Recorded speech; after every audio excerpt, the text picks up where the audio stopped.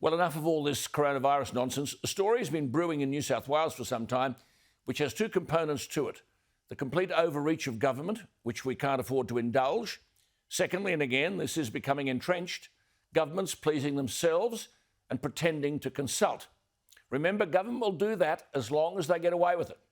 I'm talking here about cemeteries, an aspect of life or end of life with which everyone has experienced. For more than 150 years, the Australian community has trusted the Catholic Church, amongst others, to bury the dead, to keep their graves respectfully, and to offer comfort and solace to their grieving families. The Catholic Archbishop of Sydney, the gifted Anthony Fisher, has said that that is what the Church is for. He said that's its business. We trust the Church, he said, to operate cemeteries, and they've done a magnificent job across Australia. Churches of all denominations. In Sydney, the Catholic Church have built a perpetual care fund to ensure that graves are maintained into the future, and the Catholic Church have secured land to make sure this happens.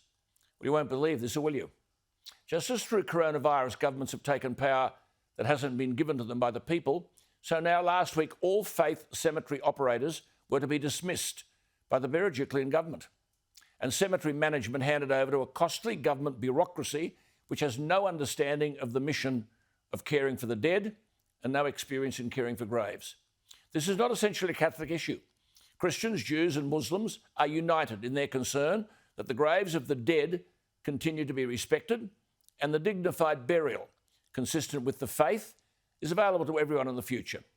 I would go further and say if government want to go down this track in New South Wales, this will be an election issue. As Archbishop Fisher has said, and I quote, the New South Wales government has made absolutely no provision for a single new cemetery in more than 100 years. They've made absolutely no provision for the perpetual care of existing graves. Now they're grabbing the care funds built up by Catholics and others over the years for the care of their graves and chapels and applying them to other issues, unquote. Now, this is by any definition appalling, unacceptable, and must be opposed. The minister concerned is Minister Pavey. She should know better. But if, as is likely, the allegations levelled at the Bureaucratic government that this is driven by anti-religious sentiment, then I'm sure the likely Labor leader, Chris Minns, is waiting to put the metaphorical bomb under this brazen proposal. Joining us tonight is Danny Casey, a director of the Catholic Metropolitan Cemeteries Trust. Danny, thank you for your time. This follows on, does it not, from a review of the cemetery sector commissioned in 2019 and headed by a former National Party staffer.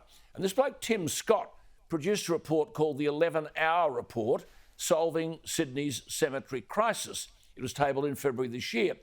Danny, didn't it identify Catholic cemeteries as the most efficient, affordable, multi-faith operator with the strongest balance sheet and financial model and with a superior strategic plan to address the looming burial land shortage facing Sydney in the next 10 years?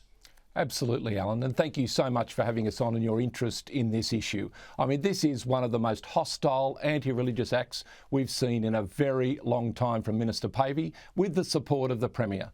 There's only one way of looking at this. The only way to make sense isn't to take out the best operator, the only one with land for the future, the only one who's got the fully funded balance sheet.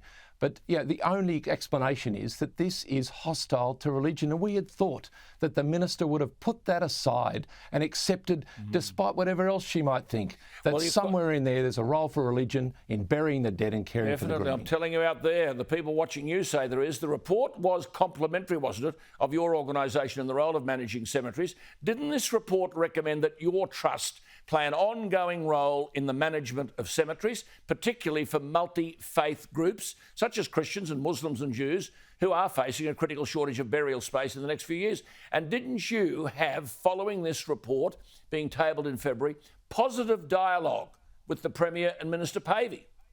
Alan, it was only a few weeks ago the Premier's Chief of Staff was trying to encourage us to put our hands up to run all the cemetery trusts. We wanted to continue to serve the people we've served for over 150 years. There were three options proposed in the government's own report.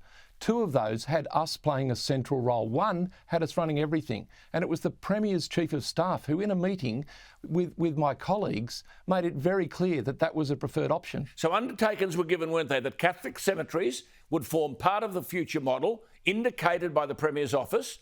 Now, you've gained 2 development approvals for 2 new world-class cemeteries. Developments in a place called Varraville, which is 46 kilometres southwest of Sydney. That's in the city of Campbelltown. And then Wallachia, 68 kilometres west of the Sydney GPO in the local government areas of Penrith, Liverpool and the Wallumbilla Shire. Now, weren't they purchased in the name of the Catholic Metropolitan Cemeteries Trust to cater for Sydney's burial needs well into the century?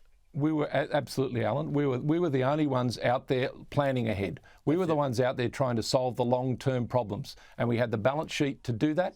I mean, things took a remarkable turn once the Wallachia DA was approved, and I think the truth will come out eventually. Truth is the daughter of time, Alan, and eventually we'll find out what happened. The truth will come out. I won't say what I know tonight, but that is absolutely right what you've said. The DA was approved, and then things happened. I just go back to that report on page 156 of the 11th hour report, it was called. It recommends, 156, that Catholic cemeteries play an ongoing role in the future reforms and implementation of a new operating structure. It's in the report. And you had, via your Chief Executive Officer, Peter O'Meara, extensive discussions with the Archbishop, Minister Pavey and the Premier. And then, as you said a week ago, you were cut out of the action. And the government will now take over your entire operations, form a new bureaucracy called One Crown Cemeteries, remove the Catholic cemetery boards, as well as all faith groups from the involvement in cemetery management. So you've been deceived and lied to by the government. It's hard to see it any other way, Alan. I mean, we were in a meeting only a few weeks ago where the Premier said that there's only a cigarette paper's width between our position and the government's. Now, I don't know what the Premier smokes, but I'd have to say that there is a big gap between what they're now proposing and what they were talking to us about. It's hard to feel that we're anything other than we're deceived during that time. Well, Premier Berejiklian repeatedly assured your Archbishop that faith groups would be part of the solution. Now, she did. You've applied to the court for an injunction. Today's the 2nd of June. You've now been offered till the 11th of June to make any further submissions as to why the government should not succeed with taking over your consecrated cemetery land. This is unbelievable. And your chapels and your perpetual care funds of $150 million and 2 new DA-approved cemetery developments. This is theft. It absolutely, Alan. And I mean, it is breathtaking when you think about if any other jurisdiction, they were actually going to seize church assets, intermingle church and charitable assets and take them over from a government perspective. It's outrage. And you've alerted all faith groups. I think you've got over 10,000 signatures. And as your Archbishop has said, brilliant man Fisher, the exclusion of faiths and charities from cemetery management lacks sensitivity and justice towards people already suffering loss. But the worst thing here, the government has lied to you. Now, I understand, Danny, that the Maronite, Muslim, Jewish, Christian Orthodox and Buddhist communities have expressed strong support for the retention of the Catholic Cemeteries Board. I tell you what, it's a brave government that thinks that these people won't mobilise against them on this issue. Well, Alan, people of faith vote. Now, the dead might not be able to vote, but people of faith do. And they vote in state elections, they vote in federal elections, and they vote in any unexpected by-elections. The government should be under no doubt about our determination to see this through. Absolutely. Archbishop said, where for a century and a half, my predecessors and I, and many of our clergy have celebrated funerals and prayers in Catholic chapels at Rookwood and elsewhere, access to those chapels will now be by permission of some secular bureaucrat. I mean, can you imagine this? Well, I'll tell you what, Dan Casey, I'll tell you something. Gladys Berejiklian and Minister Pavey, if your government comes at this caper, you'll be tipped out by the Maronite, Muslim, Jewish, Christian Orthodox and Buddhist communities. One thing's for sure, they know how to organise themselves, and if Gladys wants to buy a fight that she can't win, nor should she be able to win, but there is a hidden motive here. I think I know what it is. I'll wait to see what happens before June 11 before I state that motive. So, Danny Casey, hang in there. We'll keep talking to you. You're not on your own. You're not on your own. Thank you, Alan. Greatly Danny Casey, there we are. Thank you for your time. Your case, pardon the pun, in my view, is open and shut. Government has no business in this area. What do you think? Email me, alan@skynews.com.au, or the text line 0414 000 848.